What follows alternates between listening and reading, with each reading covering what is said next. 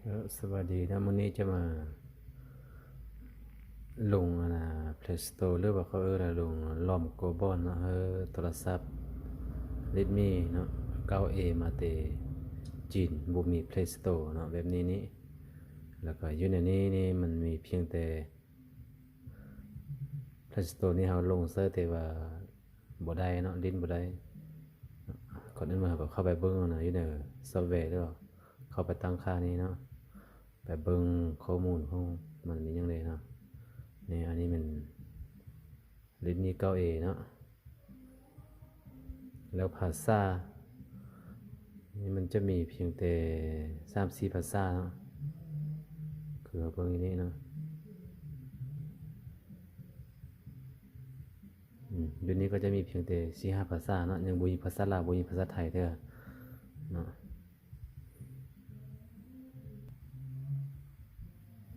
ก็อื่นมืดก็เข้าไปที่โปรแกรม Unlock Tool เข้าไปเมนูมีนี่นะแล้วก็เข้าไปที่ Security นะ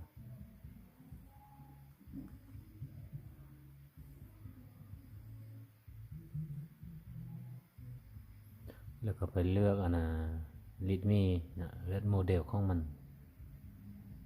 อันนี้เป็น Redmi 9A เนาะ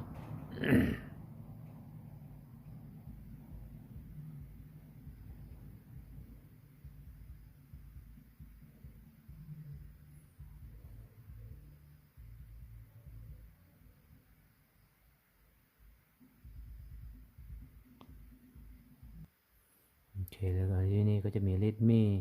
9A 9Ti เนาะติ๊กเซอร์ตัวนี้เนาะแล้วก็ไปกดเซอร์ตัวUnlock Bootloader เนาะแล้วก็ไป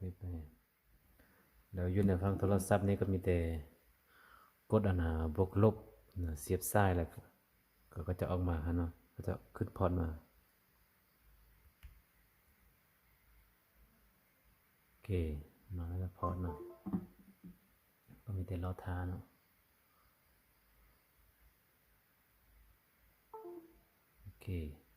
แสดงว่า Unlock Bootloader โอเคเนาะแล้วอยู่ในหน่วยโทรศัพท์ก็จะ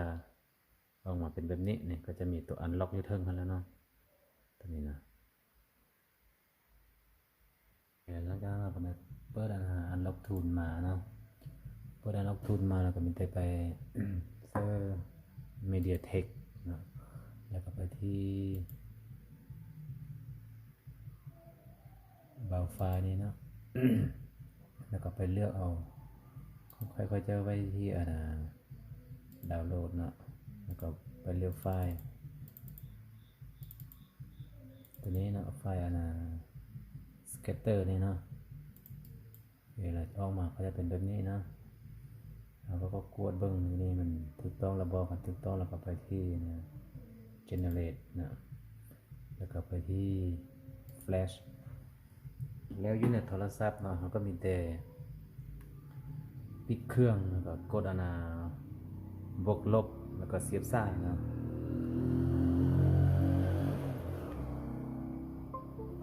โอเคเลยเขาก็มีแต่รอท่าเนาะรอท่ามันแฟดสำเร็จแล้วเครื่องก็จะรีบูตมาเนาะอันนี้ก็มีแต่รอท่านี่นะ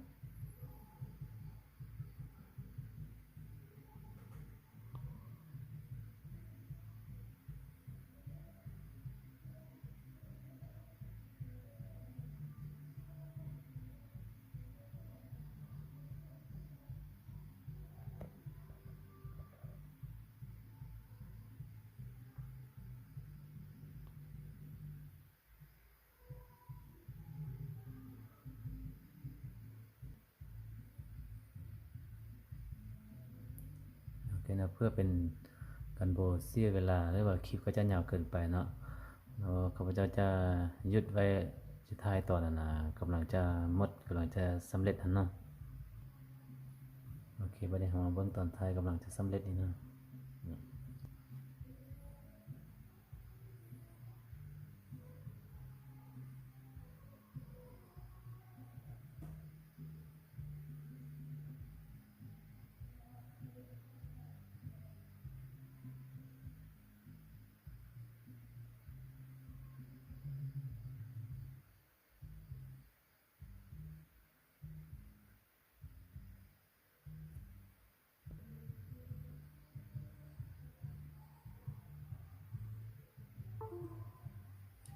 โอเคนะแสดงว่า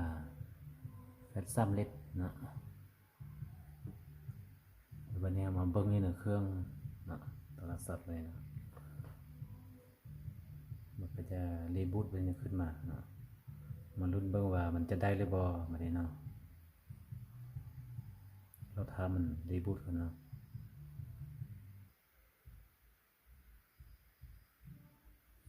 โอเคมาลุ้นกันเบิ้งว่ามันจะได้หรือบ่เนาะโอเคนะ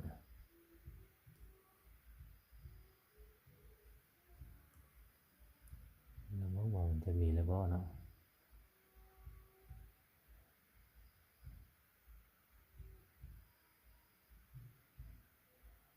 โอเคมันได้มีแล้วในภาษาลาวภาษาไทยเนาะโอ้โอ้โทษโ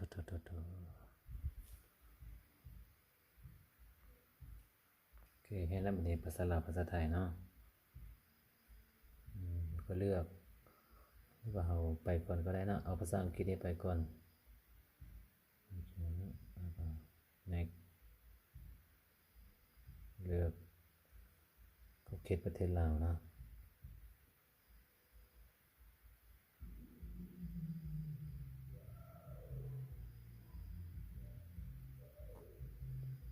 มันจะเน็กไปนะ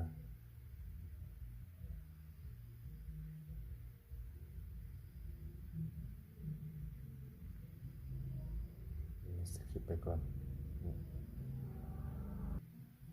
โอเคที่ต่อไปนะ accept อันนี้ก็โอเค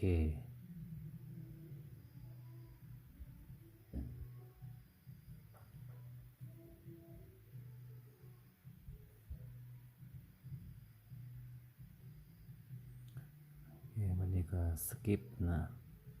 สกิปโ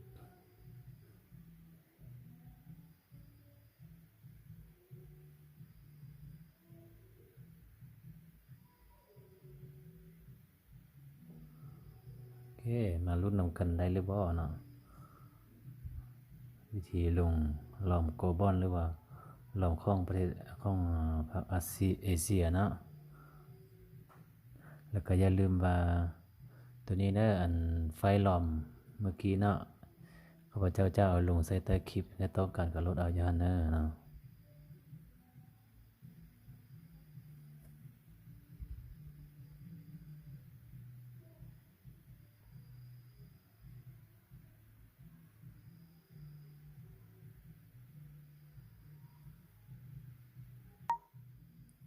โอเคเรียบร้อยเนาะ Play Store มาแล้ววันนี้นะนี่นะอันนั้นเป็นลอมโกบอนแล้ววันนี้มาเบิ่งนำกันเนาะว่าอยู่ในนี้ก็จะมีหรือบ่ภาษาไทยเนาะไปที่ตั้งค่าเนาะ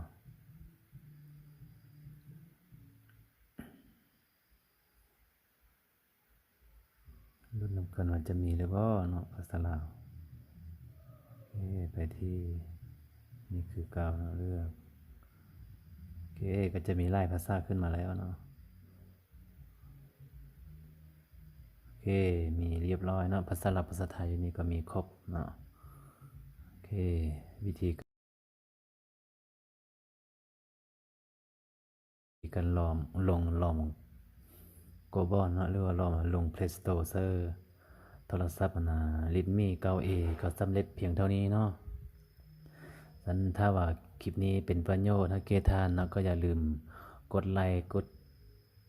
แชร์และกดติดตามให้ข้าพเจ้าเนาะเพื่อจะได้สร้างคลิปต่อๆไปเนาะขอขอบใจเนาะ